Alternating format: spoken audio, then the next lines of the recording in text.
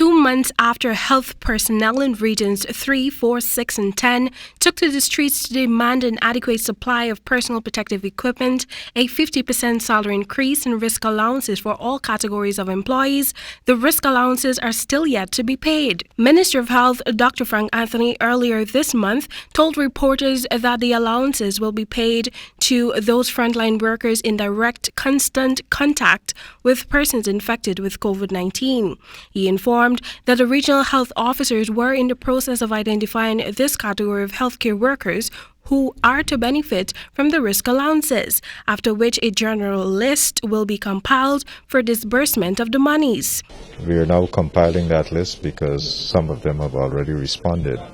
And then once we compile that list, we will start giving the allowance. However, during an interview on Wednesday, when questioned by Nightly News on the status of the payout to healthcare workers, divulged that the list has been compiled and the payment will begin soon. Would you be able to say a time? I can administratively they're working on it, and so I don't want to give you a time and then we don't meet that timeline. But they have collected the names of everyone who has been involved, and they would be doing that shortly.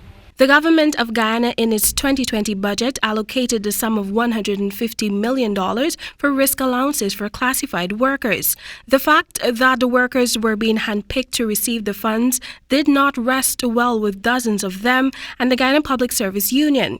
The union, which supported weeks of protest actions by workers, applied pressure on the government by serving fresh ultimatums to the Minister of Health and threatening full-scale strike action by some 500 health personnel on October 6th. Nevertheless, since the appointment of government advisor Dr. Jennifer Westford to meet with striking healthcare workers and the Guyana Public Service Union on October 6th, the union has been silent on the non-payment of the risk allowances.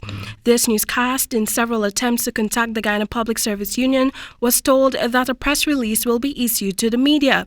To date, none has been issued. Temika Rodney reporting for the HGP Nightly News.